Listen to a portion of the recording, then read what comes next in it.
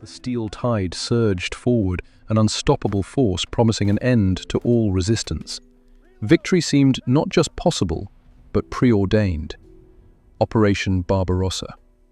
The invasion of the Soviet Union. A gamble of unprecedented scale designed to shatter the Bolshevik regime and secure vital resources. On one side, the disciplined might of the Wehrmacht.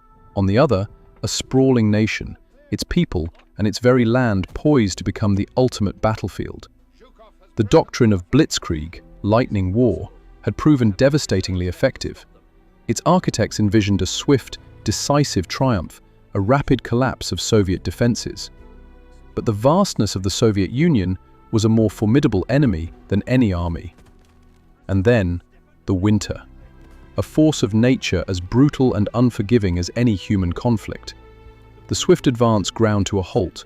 The relentless German spearheads became bogged down, their logistical arteries stretched to the breaking point.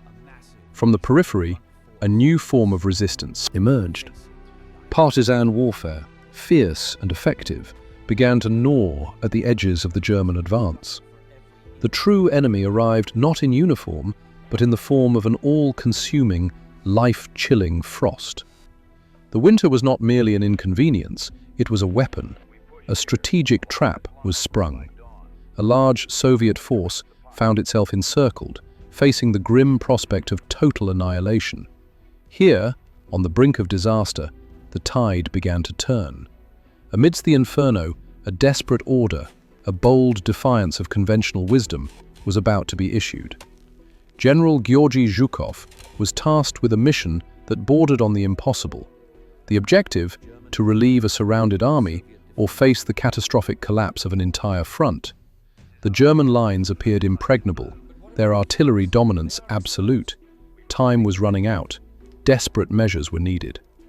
German intelligence believed the Soviet defense was crumbling. He saw not a lost cause, but an opportunity for a decisive blow. The German jaws were tightening, ready to crush the Soviet pocket. Zhukov gathered his reserve forces, amassing a hidden strength. The Germans expected a desperate, disorganized retreat, not a counter-offensive. Morale was critical. The will to fight had to be rekindled. The German war machine, so devastatingly efficient in warmer climes, was grinding to a halt. The relentless cold was a new, unseen enemy, as formidable as any Soviet division. He understood the psychological and tactical impact of unexpected weather shifts. For Zhukov, the sky was not merely a backdrop, it was a weapon waiting to be wielded. The frozen terrain, an impassable obstacle for the invaders, was about to become a formidable ally for the defenders. Then, the order was given. A stark imperative whispered through the frozen ranks. Hold the line, then strike like lightning. The plan was audacious, bordering on suicidal. Not to retreat, not to concede ground, but to shatter the very German encirclement that threatened to crush them. Across the frozen landscape, their commanders saw the noose tightening, blind to the fact that a trap was being sprung. Zhukov's leadership was decisive, his unwavering confidence a potent, infectious force that galvanized his beleaguered troops. The raging blizzard masked the Soviet buildup, a perfect, unforgiving cover for the gathering storm. The first wave surged forward, a human tide of desperate courage against the unsuspecting German lines. The front lines erupted in a brutal hail of fire.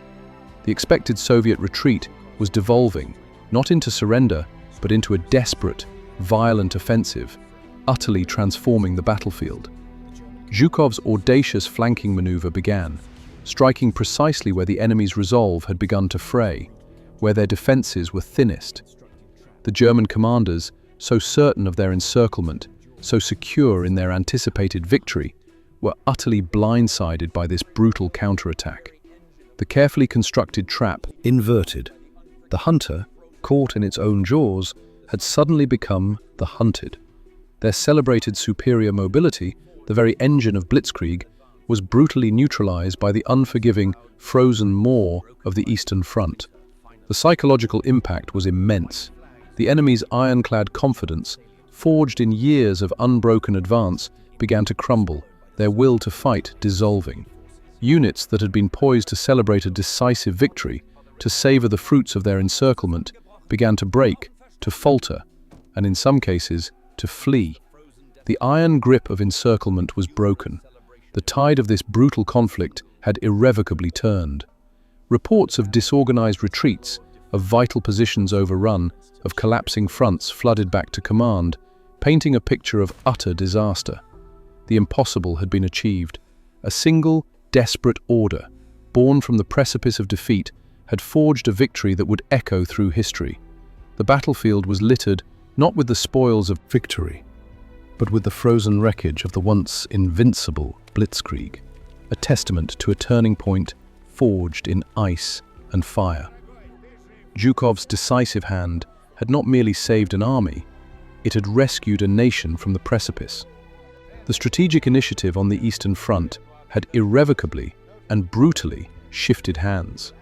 The carefully constructed myth of German invincibility, so potent for so long, was now severely, irrevocably tarnished.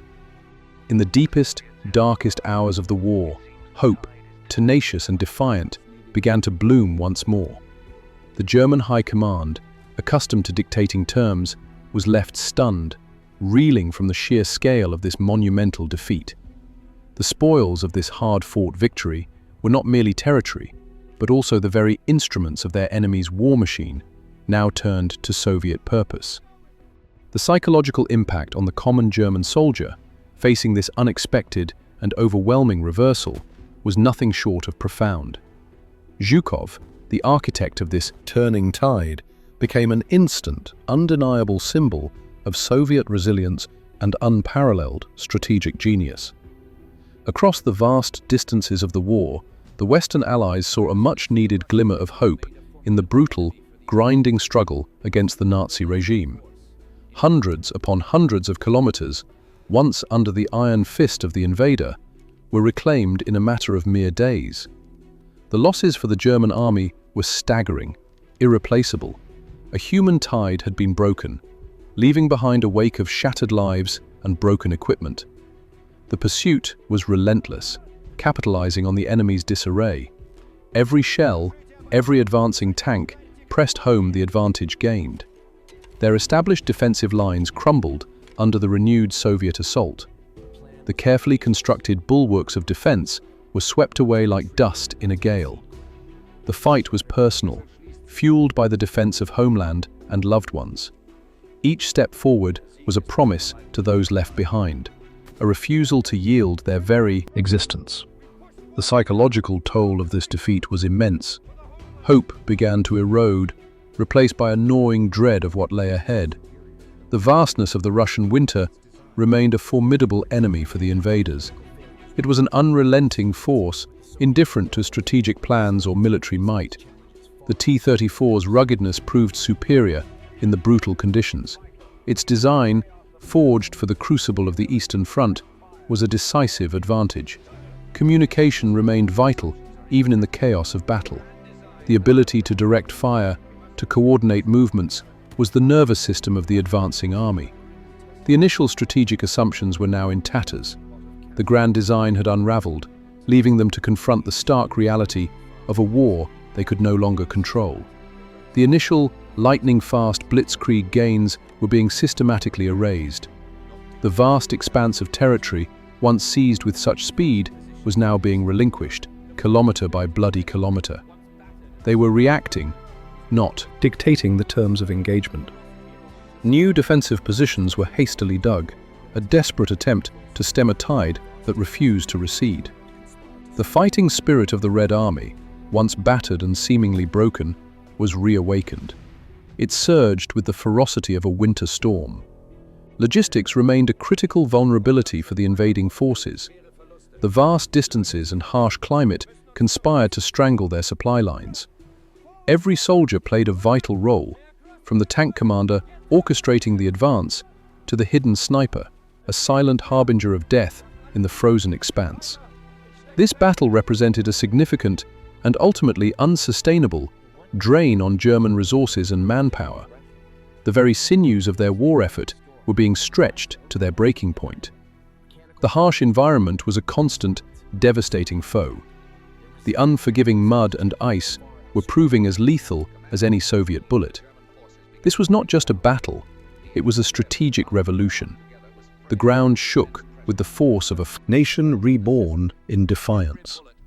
The strategic genius of Zhukov was becoming undeniable. What had begun as tactical brilliance had blossomed into overwhelming operational mastery. The one order had unleashed a wave of calculated aggression. It was a meticulously planned storm designed to overwhelm and annihilate. Command and control for the German forces began to break down. The intricate web that bound the Wehrmacht together was fraying under the immense pressure. The objective of victory had morphed into survival. The initiative had been brutally wrested away, leaving only the grim pursuit of preservation. The enemy's certainty had dissolved into panic. The grand offensive had collapsed into a desperate scramble for escape. The symbols of invasion were now trophies of liberation. The impossible order had ignited a fire that would burn for years. The strategic map of Eastern Europe was redrawn. The scale of the German defeat was staggering, a physical manifestation of their hubris. This victory was more than a tactical success. It was a psychological triumph. The certainty of victory had vanished, replaced by the grim reality of defeat. This was the moment command psychology met decisive leadership, turning retreat into an unstoppable advance. One order, defying logic, shattered the illusion of invincibility and began the long march to Berlin.